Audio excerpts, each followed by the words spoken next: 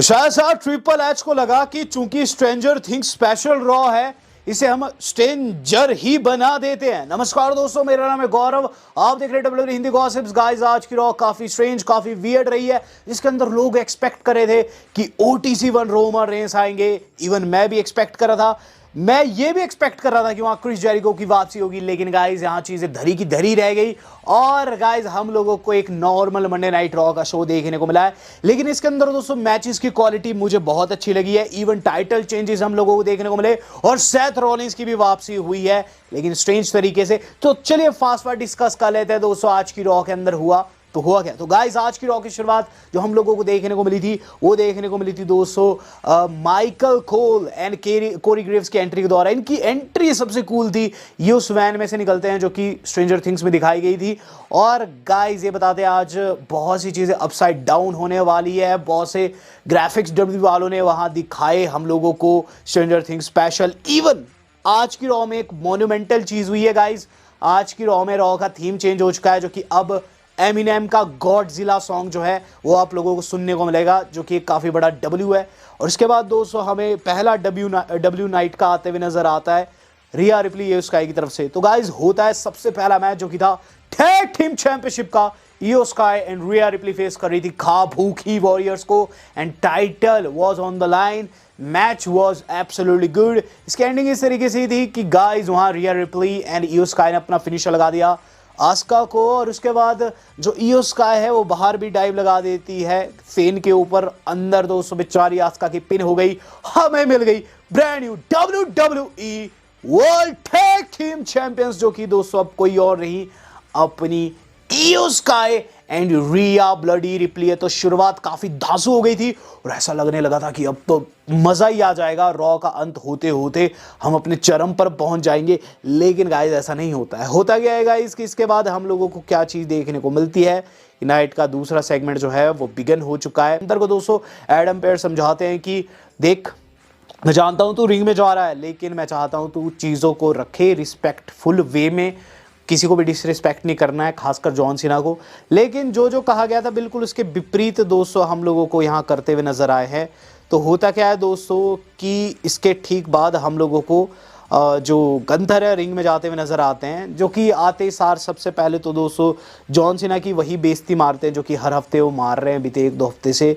वहाँ दोस्तों रिंग में जाकर उन्होंने ये चीज़ कहा कि मैनेजमेंट ने मुझे कहा है कि रिस्पेक्ट शो करना, लेकिन मेरी रिस्पेक्ट का क्या, मैं वो शख्स हूं जिसने जॉन सीना को एक कुतिया के भांति टैप्ड आउट कराया। ये लाइन सुनते दोस्तों एजे स्टाइल्स की एंट्री हो जाती है। एजे स्टाइल्स बिल्कुल दैश में वहाँ काफ़ी ज़्यादा गुस्सा थे दोस्तों, और एजे स्टाइल्स ने आते सार सबसे पहले तो एक चीज़ की गाइज वहाँ गंथर को चुप करा दिया। गंथर कहते हैं कि देखो, तुम मुझे रिस्पेक्ट सिखाने आ रखे हो, लेकिन तुम्हें अपनी वेट क्लास को नहीं भूलना चाहिए। तुम जिस शख्स के सामने खड़े हो उसने जॉन सीना द ग्रेटेस्ट को टैप्ड आउट कराया लाइक अ लिटल पेज। जिसके बाद दोस्तों जो एजे स्टाइल्स है वो काफ़ी ज़्यादा गुस्सा हो जाते हैं। तो गंथर पूछते हैं, ओहो, थोड़े से झुक जाते हैं और कहते हैं तुझे गुस्सा आ रहा है, तू इस पर क्या करेगा एजे, जिस पर एजे ने थप्पड़ ही जड़ दिया और गंथर के चेहरे के ऊपर। और उसके बाद एजे कहते हैं that's what I thought, nothing. और उसके बाद दोस्तों वहां से चल देते, सेगमेंट खत्म हो जाता है। गाइस यहाँ काफी गंदी बेइज्जती हो गई थी गंतर की। इसके ठीक बाद दोस्तों हम लोगों को फिर से इनकी कन्फ्रंटेशन देखने को मिलती है बैक स्टेज, जहां एडम पेयर्स मामले को शांत करते हुए ये चीज कहते हैं एजे स्टाइल्स से कि एजे स्टाइल्स तुम गंथर को अगले हफ्ते की रॉ में फेस करोगे। तो मेगा मैच दोस्तों अगले हफ्ते की रॉ में कंफर्म हो चुका है, जो कि हम सोच रहे थे एजे का रिटायरमेंट मैच होगा। जिसके बाद हम लोगों को जो अगली चीज देखने को मिलती है वो है बैकी और Maxxine Dupri. Match was good, but इसके अंदर बॉचेस बहुत बुरे, गंदे से गंदे बॉचेस दोस्तों इसके अंदर हम लोगों को मैक्सिम डुप्री से देखने को मिले। और एक मूव तो मुझे समझ ही नहीं आया दोस्तों, ये मूव मुझे कोई समझाए कमेंट बॉक्स में तो मैं इसे सल्यूट करूं नीचे जाके। बट एंडिंग की बात करूं, एंडिंग दोस्तों इस तरीके से आती है कि बैकी वहां रोप्स को पकड़ लेती है, रेफरी को नहीं दिखता है। 1, 2 and 3 इंटरकॉन्टिनेंटल चैंपियनशिप दोस्तों बैकी ने रिगेन कर लिया है। मेरे हिसाब से काफी अच्छा डिसीजन है, क्योंकि मैक्सिम जैसे बॉच कर रही थी, यहाँ बैकी का जीतना स्वाभाविक था। बात कर ली जाए दोस्तों इसके बाद क्या हुआ। इसके बाद दोस्तों हम लोगों को एडम पेयर्स देखने को मिलते हैं ऑन बिग रैंप, जो कि ऑब्वियसली स्ट्रेंजर थिंग्स के थीम में सजा हुआ था। वहाँ दोस्तों एंट्री हो जाती है द यंग ओजी जवॉन एवंस की। जवॉन एवंस दोस्तों वहाँ आते हैं, एडम पेयर्स दोस्तों उन्हें रैंप के ऊपर ही साइन कर डालते हैं। अब दोस्तों जवॉन एवंस आप लोगों को मंडे नाइट रॉ में देखने को मिलेंगे। इसके बाद दोस्तों the one and only Usos की एंट्री हो रही है। ऑडियंस में आया, ऑडियंस में से ही निकल गए, लेकिन ऑडियंस में खड़े होकर इन्होंने प्रोमो कट किया। जिमी कहते हैं कि the Usos in your city, then वो कहते हैं कि लास्ट ईयर वो चैंपियन नहीं थे, लेकिन अभी वो बन चुके हैं brand new WWE tag team champions. और जे इसके बाद कहते हैं हमने एजीएन ली को हराया है, लेकिन वो लास्ट ईयर था, ये साल हमारा है। और वार्निंग शॉट है बाकी की टीम्स के लिए। जिमी कहते हैं कि वो बेस्ट टैग टीम है और उन्हें इंतज़ार है कंपटीशन का। जे कहते हैं कि किसी को भी हमें ढूंढना है तो वो जानते हैं कि उन्हें किस जगह आना है।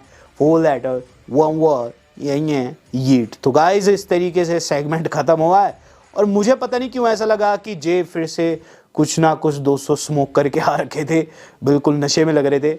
अब जो शख्स नशे में नहीं है वो है स्टेफनी वेकर, जो कि असलियत की बात करिए, रियलिटी की बात करिए। स्टेफनी वेकर आती है रिंग में दोस्तों, उनके पैर के ऊपर दोस्तों वहाँ बैंडेज लगा हुआ था और यहाँ वो क्या कहती है, वो कहती है कि वो इंजर्ड हो चुकी है, लेकिन वो टाइटल डिफेंड करने की स्थिति में है।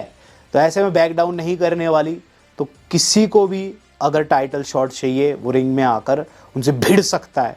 ये दोस्तों आगे के लिए वो कह रही थी, फ्यूचर के लिए, लेकिन एकाएक उन पर हमला हो गया प्रेजेंट में, जो कि दोस्तों पीछे से आकर कर दिया रैक्वेल रॉड्रिगज़ ने। और गंदी पिटाई की दोस्तों वहाँ, और इतनी गंदी पिटाई की कि उनके टांग पर दोस्तों उन्होंने चेयर सटा दी थी और बिल्कुल तोड़ने की हालत में थी। पूरे तरीके से उस इंजर्ड लेग को वो डिस्ट्रॉय करने की कोशिश करी थी, लेकिन एडम पेयर्स ने आकर रोक दिया।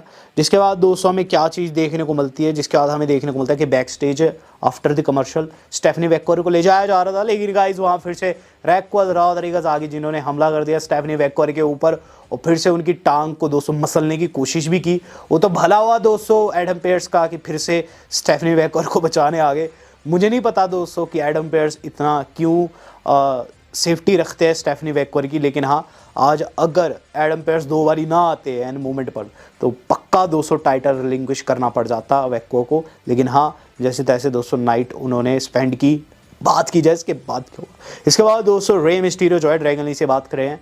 ड्रैगन ली दोस्तों वहाँ से कहते हुए निकल जाते हैं कि कुछ भी मदद चाहिए होगी मैं हूँ, लेकिन अभी मुझे एजे स्टाइल से बात करनी है जाकर, मैं टाइटल लूज़ किया हूँ। और रे भी कह रहे थे कि टाइटल आएगा, दूसरा टाइटल भी आएगा, टेंशन लेने की बात नहीं है। तो वहाँ से ड्रैगन ली चल देते हैं। फिर आते हैं वहाँ पेंटा के साथ। तो अलग लेवल की केमिस्ट्री थी इन दोनों के बीच में, बातचीत लगती है, जिस पर रे कहते हैं थैंक यू सो मच, तैने लास्ट वीक हेल्प की विजन के खिलाफ में, तू जानता है विजन का एजेंडा क्या है। जिस पर पेंटा कहते हैं भाई सारी बातें एक तरफ, तुझे अगर मदद चाहिए होगी ना कभी भी किसी भी टाइम विजन के खिलाफ में, मैं वहाँ खड़ा मिलूंगा। गाइस इस तरीके से सेगमेंट खत्म हुआ और उसके बाद दोस्तों हम लोगों को देखने को मिला है लिव मॉर्गन का सेगमेंट। हाँ एक चीज़ जो कि मैं आपको बताना भूल गया, आज की रॉ को दोस्तों चैप्टर्स में डिवाइड किया हुआ था। एंड पर्सनली स्पीकिंग दोस्तों ये चीज़ मुझे समझ नहीं आई कि चैप्टर्स में क्यों डिवाइड कर रहे हैं, लेकिन दोस्तों जो अगला सेगमेंट था वो था लिव का। तो गाइस लिव का जो चैप्टर है वो मेरे हिसाब से बिगन हो चुका है, क्योंकि आज लायरा वॉल्किरिया को काफ़ी गंदे तरीके से उन्होंने हराया। मैच दोस्तों हो रहा था, बेली को दोस्तों डिस्ट्रैक्ट करती है वहाँ रॉक्सेन परेज, और रॉक्सेन परेज को टेक डाउन करने के चक्कर में बेली उनके पीछे से निकल जाती है और रिंग में से होकर निकलती है। तो लायरा का भी ध्यान भटक जाता है और उन्हें लिव मॉर्गन ने दोस्तों अपना फिनिशर ऑब्लिवियन लगा दिया। 1 2 and 3 यहाँ लिव की जीत हुई।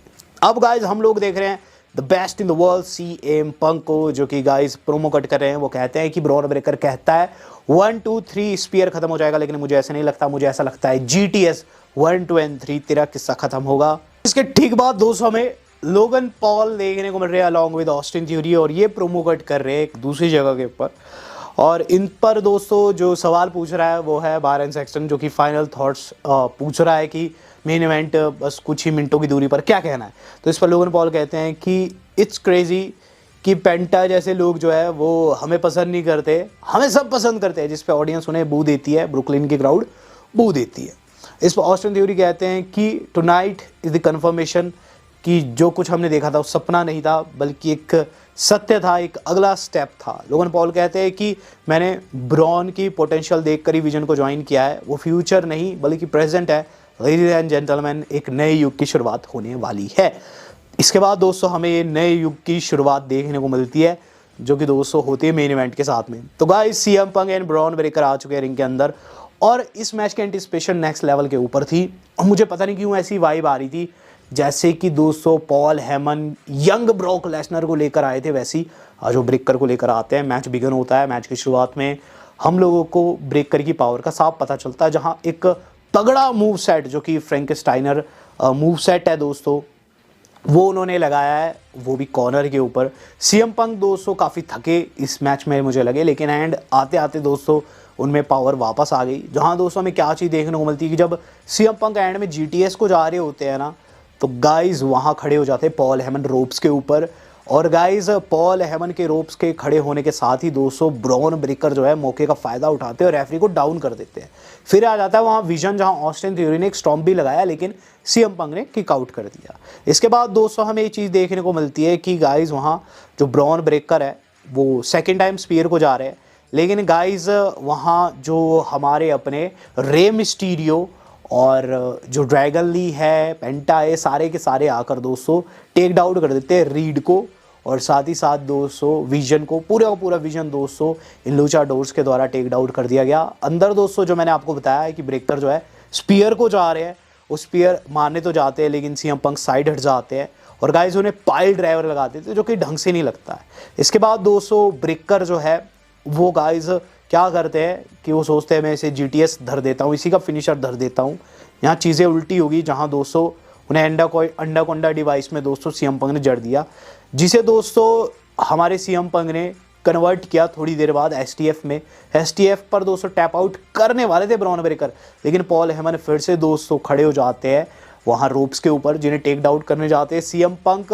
और गाइज इसी गहमा गहमी में दोस्तों जो ब्रॉन ब्रेकर है उन्हें बाहर ले जाकर दोस्तों एक तगड़ी ड्रॉप लगाते हैं, जो कि आप दोस्तों इस वीडियो में भी देख सकते हैं।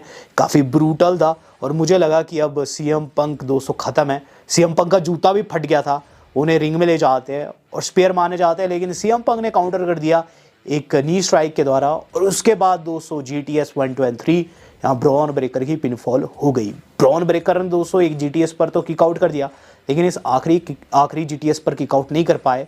यहाँ दोस्तों ब्रेकर हारे और मुझे दोस्तों पता नहीं क्यों बुरा लगा है ब्रेकर के लिए, क्योंकि सीएम पंक दोस्तों काफ़ी टाइम तक चैंपियन रहे हैं और पास्ट में दोस्तों हमने उनके लेंथी रेंज देखे हैं। ये टाइम था दोस्तों एक यंग टैलेंट को आगे करने का, इतनी स्पेशल रॉ थी और मानते हैं कि इसके अंदर कोई रिटर्न नहीं हुआ, लेकिन दोस्तों यहाँ टाइटल अगर ब्रेकर को मिल जाता तो दोस्तों काफ़ी ज़्यादा हाइप बन जाती, काफ़ी ज़्यादा दोस्तों चर्चा हो जाती। चीटिंग से ही सही यहाँ ब्रेकर को दोस्तों सॉलिडिफाई किया जा सकता था as a main event player. चलिए जो हुआ सो हुआ। यहाँ मैं आपको बताना चाहूँगा कि रोमन रेंस नहीं आए, जिसका दुख अलग लेवल का है, क्योंकि मुझे लगा था रोमन रेंस आएंगे, इसीलिए मैं सुबह सुबह जल्दी उठ गया। और इसके अलावा दोस्तों लेसनर भी नहीं आए, जो कि एक और आप कह सकते हैं एल है ट्रिपल एच की एरा में। और हमेशा से मैंने देखा है कि जहाँ ब्रॉक लेसनर का लगता है वहाँ तो वो बिल्कुल नहीं आते हैं। तो रोमन रेंस भी नहीं आए, ब्रॉक लेसनर भी नहीं आए। क्रिस जेरिको के ऊपर अपडेट आ गई, क्रिस जेरिको के ऊपर न्यूज़ ये आ गई, क्रिस जेरिको स्केड्यूल ही नहीं थे आज की रॉ के लिए। इवन दोस्तों बताया ये भी जा रहा है कि AEW के रोस्टर पेज में अभी भी वो लिस्टेड है। और दोस्तों बताया ये भी जा रहा है कि जो कल एडम पेस ने टीज किया था वो सिर्फ स्ट्रेंजर थिंग्स को बढ़ावा देने के लिए उन्होंने टीज किया था। तो क्रिस जेरिको दोस्तों रॉ के अंदर नहीं आए, कब आएंगे अब तो दोस्तों बिल्कुल नहीं कहा जा सकता। रॉयल रंबल में दोस्तों चांसेस है उनके आने के, बट वो भी हम कह रहे हैं कि 50-50।